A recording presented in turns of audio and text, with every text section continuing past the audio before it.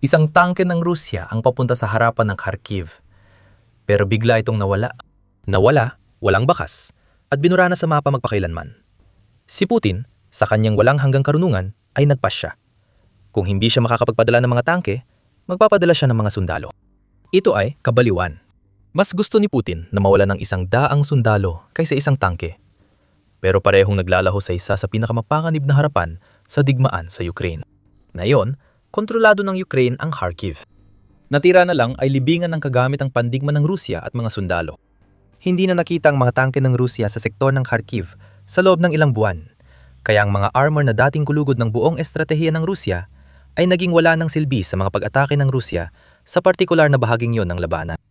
Ayon ito sa Deputy Company Commander ng ikalabintatong Brigada ng Ukraine na si Perok. Ibinunyag niya ito noong ika-2 ng Marso sa Army TV at sinabing matagal na naming hindi nakikita ang mabibigat na kagamitan lalo na ang mga armor sa aming linya. Hindi ibig sabihin na ligtas na ang armor ng Rusya o natira rito. Bagamat hindi napapadala ang Rusya ng mga tangke nito sa Kharkiv, ginagawa nito ang lahat na makakaya upang mag-ipon ng mas maraming armor hanggat maaari sa likod ng mga linya ng labanan. Malamang, sinusubukan ng Rusya na palakihin ang reserba nito ng mga tangke, armored vehicles, at artilyerya para sa nalalapit na opensiba kung saan sa wakas ay magbibigay ito ng suporta sa mga impantriya na nadudurog sa harapan ng Kharkiv. Pero ang mga armor at mabibigat na kagamitan na yon ay hindi pa dumarating sa ngayon. At dahil sa mga aksyon ng ikalabintatlong brigada unti-unti, itong nasisira. Kahit na milya-milya pa ito mula sa harapan. Sinabi ni Perok sa panayam na inaatake namin ang mga ganitong kagamitan kapag nakita sa likod ng kalaban lagpas sa hangganan. Hindi ito madaling makamit ng Ukraine. Mas madaling makita ng reconnaissance drone ang tangking tumatawid sa kill zone ng Ukraine kaysa sa tangking nanganatili sa kabila ng hangganan. Sabi nga ni Perok, kapag may datos ang reconnaissance, kaya nating liparin at tamaan ang mga artilyera o tangke kahit malayo sa hangganan. Talakay natin ito. Sabi ni Perok, natatakot ang Russia na mawala ng mas maraming tangke sa Kharkiv, kaya inilalagay nila ito sa ligtas na lugar sa kanilang teritoryo. Gayunpaman, mahina ang pagbabantay ng Russia sa mga lugar na yon. Kaya naatake ng Ukraine ang mga tangke habang nasa Russia pa. Kaya hindi ito makakaapekto sa Kharkiv front. Ano ba talaga ang layunin ng Russia dito? Kung mag-iipon ito ng armor, mas mabuti sigurong gawin yon sa labas ng abot ng Ukrainian drone at missile. Ang pagpapanatili ng mga stockpile na yon sa mga rehiyon sa hangganan ay isang hanggan na desisyon, lalo na't paulit-ulit nang ipinakita ng Ukraine na kaya nitong tamaan ang mga rehiyong ito. Malilito ka talaga, tulad ng baliw na desisyon ni Putin na magpadala ng tao kaysa bakal sa Kharkiv front, na nagiging sanhi ng pagkawala ng daan-daang sundalong Ruso bawat linggo.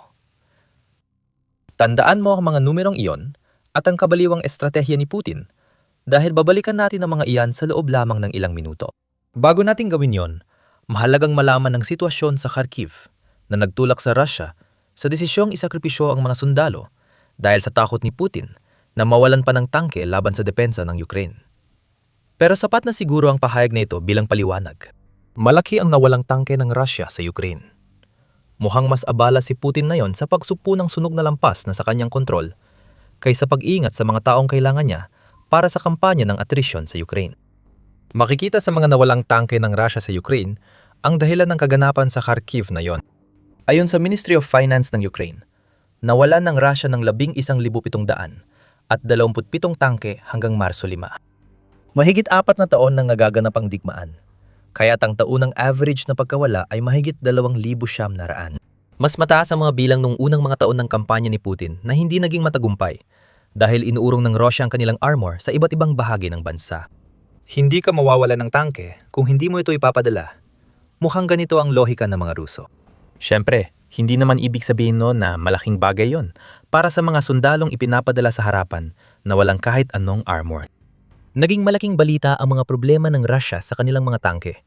Halos kasing tagal nang isinasagawa ng espesyal na operasyong militar ni Putin. Matapos mabigo ang una at tangke-intensibong pagsalakay ng Russia, inakala ni Putin na magiging digma ang pagubos ito at magwawagi ang Russia. Siguradong mananalo sila dahil mas marami silang tangke. Sinira ng mga drone ng Ukraine at anti-tank na armas mula kanluran ang plano nila. Ang tanging nagagawa na lang ng Russia ay magtanong ng parehong tanong ng national interest noong Oktubre 2025. Ano na ang nangyari sa lahat ng tangke ng Russia? Ang problema ng Russia ay malaki at hindi inaasahan ang maagang pagkawala ng kanilang mga tangke sa Ukraine. Bilang resulta, hindi nang tagal at napilitan ng Russia na kumuha mula sa kanilang mga reserba ng mga luma at tumatandang tangke mula pa noong panahon ng Soviet para lang mapanatili ang kanilang bilang. Noong simula ng digmaan, 24 ang base ng Russia na may lumang tangke. Pagsapit noong Oktubre, 9 na lang ang natira. At naubos na rin ang mga yon, kahit na sinusubukan ng Russia na tipirin ang kanilang mga tangke. Kailangan din ng Russia na tugunan ang pagkaubos ng kanilang mga tangke dahil hindi sapat ang kanilang produksyon para mapanatili ang laki ng mga mekanisadong pag-atake tulad ng sa simula ng digmaan. Noong Oktubre, 2025 iniulat ng United 44 Media na may ambisyosong plano ang Russia na gumawa, mag-overhaul o mag-upgrade ng 1,100 at 18 sa kanilang T-90M at T-90M2 na pangunahing tangke na magdadala sa kanilang paggawa ng tangke malapit sa antas noong panahon ng Soviet. May ilang problema sa estratehiyang ito. Ang 1,100 at 18 tangke na gagawin o re-refurbish mula 2027 hanggang 2029 ay kulang para mapunan ang nawalang tinatayang 2,900 na raang tangke ng Russia bawat taon. Dagdag pa, tulad ng napatunayan ng Ukraine, ang T-90 ay hindi mas mahusay laban sa drone at anti-tank na bala kumpara sa mas lumang Russian tanks. Nakikita natin na pinalalaki ng Russia ang produksyon ng tangke sa record na antas sa makabagong panahon. Pero hanggang 4 na raang T-90 lang kada taon ang magagawa. Samantalang, 7 beses mas maraming tangke ng Russia ang nasisira ng Ukraine taon-taon. Hindi pabor ang matematika sa Russia. Problema rin ng Russia na karamihan sa natitirang imbakan ng tangke nito ay sira o malapit ng masira.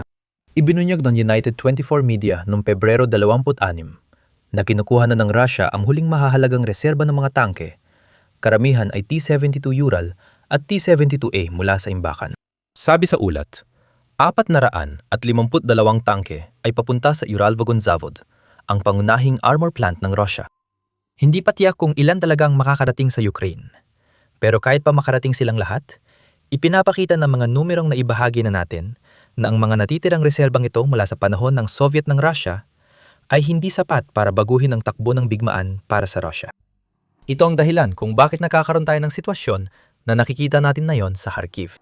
Ang kakaunting tangke na natitira sa Russia ay inilalayo hanggat maari mula sa mga linya ng labanan na kabaligtaran ng kung ano talaga ang gusto ng Russia na ginagawa ng kanilang mga tangke. Ang fire support sa infantry ay napalitan ng pagtatago sa mga base malapit sa hangganan. Paminsan-minsan, inaatake ng Ukraine ang mga base at tangke ng Russia para ipakita na hindi ligtas ang kanilang armor kahit nasa teritoryo nila. Dahil dito, gumamit ang Russia ng bagong taktika. Una, pinalitan nila ang tangke ng mga sundalo. May isa pang estratehiya na may nakamamatay na kahinaan na ilalantad sa dulo ng video. Pero bago ang lahat, isang mabilis na paalala, pinapanood mo ang The Military Show. Hindi ka pa nakakapag-subscribe? Ngayon ang tamang panahon para pindutin ang boto na yan para palagi kang nauna sa balita. Kaya si Putin. Mga tao kay sa tangke. Ano naging epekto nito sa Rusya? Alam natin na si Putin ay umaasa na lang sa pagsasakripisyo ng mga sundalo imbes na mga tangke dahil sinabi mismo ni Perokyan sa kanyang panayam. Ipinaliwanag niya ang taktika ng Rusya sa Kharkiv. Nagpapadala sila ng malilit na grupo sa likod ng linya para magtayo ng tagong posisyon na mahirap matuntun ng Ukraine. Hindi epektibo para sa Rusya ang mga taktikang ito. Wala nang natira sa grupong nagtangkang lumapit sa amin ayon kay Perok. Sabi pa niya, walang ebidensya ang brigada niya na sinusuportahan ng Rusya sa lohistika ang mga sumasalakay, taliwas sa layunin ng pagpapadala ng malilit na unit ng sundalo sa likod ng linya ng labanan. Dapat magtayo at maghintay ng suporta ang sumasalakay. Dahil sa suporta, pwede silang umabante. Pero pumapasok ang mga sumasalakay, humihinto at nababaril. Mas diretsahan pa ang sinabi ni Perok. Ang kanilang paghahanda para sa mga ganitong aksyon ay padalos-dalos, walang halaga, at hindi talaga banta sa atin. Iyan ang buo ng lagay ng impantera ng Rusya sa Kharkiv na yon. Maraming ulat ang sumusuporta at tumutugma sa pahayag at panahon ni Perok. Noong Enero 21, iniulat ng UNM ang mga pahayag ni Andrei Demchenko, na tagapagsalita ng State Border Guard Service ng Ukraine. Nagkomento siya sa sunod-sunod na pag-atake ng Rusya sa Kharkiv noon at binanggit na hindi kagamitan kundi maliliit na grupo ng infantry at assault group ang ginagamit ng kalaban na iba-ibang dilang. Ipinapakita ng mga nawala sa Rusya na hangal na isinasakripisyo ni Putin ang mga sundalo sa halip ng mga tangke. Ang mga nawala sa kalaban sa panahong ito ay 100 at 60, isang mananakop ang napatay at 146 ang nasugatan. Ayon kay Demchenko, na sumasaklaw sa kabuuang pagsisikap ng Rusya na makapasok sa mga sektor ng Kharkiv, Pakrovsk at Liman. Hindi kakaiba ang mga numerong ito. Ipapaliwanag namin ito mamaya.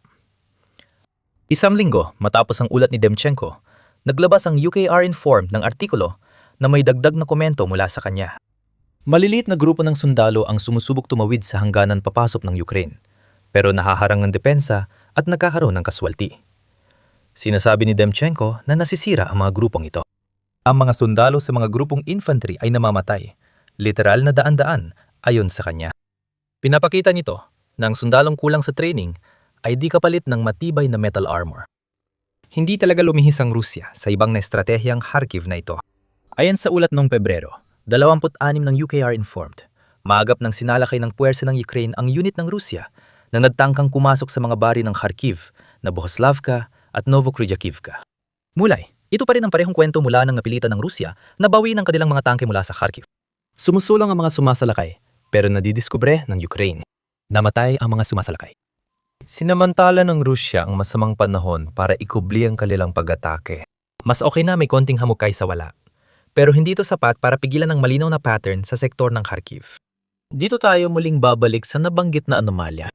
Ang 161 napatay at 146 na sugatan na iniulat ni Demchenko ay karaniwan na sa Rusya sa Kharkiv at iba pang rehiyon sa hangganan. At hindi lang dahil sa isang beses na pagkabigo ng estratehiya. Naranasan din natin ito noong Enero 12 hanggang 18 nang iniulat ng Heart Border Brigade ng Ukraine na napatay nila ang 131 Rusong infiltrator at nasugatan ang 111 na nagtangkang pasukin ang posisyon ng Heart Brigade. Ang brigadang yon ay sinuportahan ng artillery at mga drone, samantalang ang mga sundalo ng Rusya ay sinusubukang makalapit ng palihim sa pamamagitan ng paglalakad. Isa lang ang mananalo, hindi ang Russia. Nakikita natin ang ganitong klase ng sitwasyon sa buong linya ng labanan sa Ukraine. Noong Marso, sinabi ni Alexander Sirski, Commander-in-Chief ng Sandatahang Lakas ng Ukraine, na halos 73,000 sundalo ng Russia ang nawala sa loob ng 3 buwang taglamig o 31,000 kada buwan. Napakalaki nito, at ito ang eksaktong nangyayari kapag napipilitan ng Russia na palitan ng kanilang mekanisadong unit ng maliliit na grupo ng sumasalakay na madaling hanapin at wasakin ng Ukraine. Kahit na may mas maliliit na unit na ito, nakararanas pa rin ang Russia ng napakaraming kaswalti na lumulumpo sa sarili nilang militar. Dagdag pa, sinisira nila ang sarili nila. Noong Pebrero, 24 iniulat ng United 44 Media na isa sa bawat 25 kalalakiang Ruso, edad 18 hanggang 49 ay napatay o nasugatan mula nang simulan ni Putin ang pagsalakay sa Ukraine. Mababa pa raw ang tantiyan na yan, ayon sa investigative outlet na Argentvo. Sabi nila, ang pagsalakay sa Ukraine ang pinakamadugong digmaan ng Russia mula ikalawang digmaang pandigdig. Dagdag pa rito, isang pinagsamaang investigasyon ng Mediazona at BBC ay nakakumpirma sa pagkamatay ng hindi bababa sa 200,000, 186 na mga sundalong Ruso. Mahalaga ang hindi bababasa.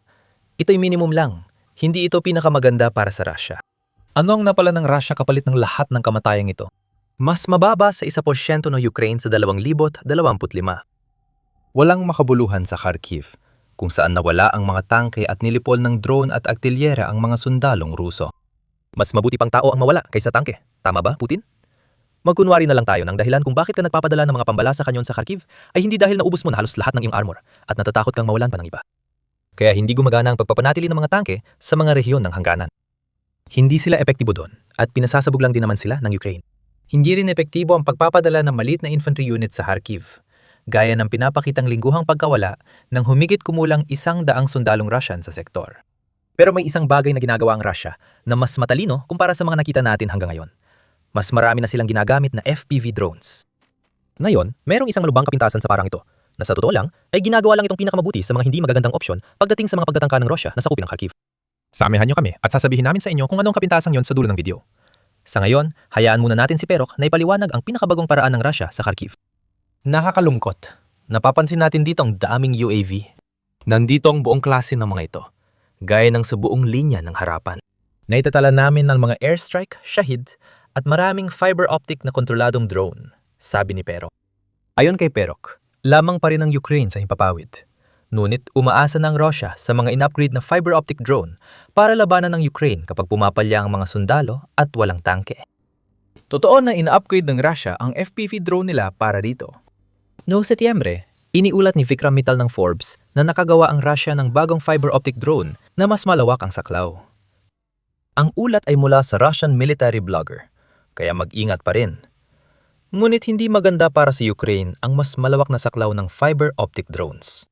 Ang mga ganitong uri ng drone ay protektado laban sa karaniwang electronic warfare at jamming dahil ang kanilang fiber optic na mga kable ay nagbibigay ng direktang koneksyon sa pagitan ng drone at ng operator. Mas mahahabang kable ay nagpapalalim sa abot ng mga drone, kaya pwede nilang targeting ang mga sundalong Ukrainian sa likod ng linya ng labanan. May ebidensya na epektibo ang mga bagong upgrade na drone ng Rusya. Noong Pebrero 26, iniulat ng Euromaidan Press na unang beses nakapasok sa Kharkiv ang fiber optic drone ng Rusya mula nang simulan ni Putin ang pananakop. Matibay sa elektronikong pinsalang drone at wala itong napinsala. Sumabit ito sa isang puno sa Kivsky district ng Kharkiv isang araw bago lumabas ang artikulo ng Euromaidan Press. Gayunpaman, ang katotohanang nakarating ng ganoon kalayo ang drone ng Russia ay sumusuporta sa teorya na pinapalawak ng Russia ang saklaw ng kanilang mga unmanned aerial vehicle. Isa itong malinaw na hamon para sa mga tagapagtanggol ng Kharkiv ng Ukraine. Ibig sabihin nito, kailangan na nilang maging mapagmatsyag sa mga drone ng Russia sa loob at paligid ng Kharkiv habang hinahanap nila ang mga sumasalakay. Pero heto ang problema. Ang nakamamatay na kahinaan na nabanggit natin kanina. Hindi kayang sakupin ng mga drone ang teritoryo. Maaari nilang atakihin ang mga grupo ng sundalo at sirain ang mga kagamitan. Gayunpaman, hindi kaya magtayo ng depensa, angkinin ng lupa, o gawin ang kailangan ni Putin ng mga drone para makagawa ng makabuluhang pag-usad ng Russia sa Kharkiv. Ayos lang na hindi nakakasakop ng teritoryo sa depensa, tulad ng ipinakita ng Ukraine. Ang dagsa ng mga drone na pumupuksa sa mga sundalo ng Russia sa malawak na kill zone ng Ukraine ay pangunahing estratehiya ng depensa ng Ukraine. Pero upang masakop ng Russia ang Kharkiv at malayo pa sila sa paggawa nito, ang bagong henerasyon ng kanilang fiber optic na mga drone ay otomatikong nagiging mga sumusuportang bahagi lamang. Kailangan pa rin ng Russia ng tao at tangke para sa tunay na resulta. At dahil kitang-kita na nahihirapan ng Russia na paramihin ang kanilang mga armor reserves at namamatay ng maramihan ng kanilang mga sundalo sa labas pa ng Kharkiv, malabong makagawa ang Russia ng anumang makabuluhang pag-usad sa sektor na ito sa lalong madaling panahon. Ukraine pa rin ang dominante sa Kharkiv front. Hindi sapat ang kaisa-isang bahid ng katinuan na inilagay ni Putin sa estratehiya ng Russia para magdulot ng tunay na pagbabago. Ang nangyayari ngayon sa Kharkiv ay resulta ng makasaysayang pagbagsak ng buong estratehiyang nakabatay sa tangke ng Russia sa Ukraine. Sa loob ng mga dekada, umasa ang Russia sa kanilang mga metal na halimaw upang ipakita ang kanilang kapangyarihan. Ngayon, sa gitna ng mga drone attack ng Ukraine at hirap sa industriya, ang mga armored icon ng Russia ay naging pabigat. Malalaman mo ang lahat ng detalye kung papanoorin mo ang aming video. At kung nagustuhan mo ang video na ito, huwag kalimutang mag-subscribe sa The Military Show para sa mas marami pang update mula sa front ng Ukraine. At maraming salamat, gaya ng dati, sa panonood.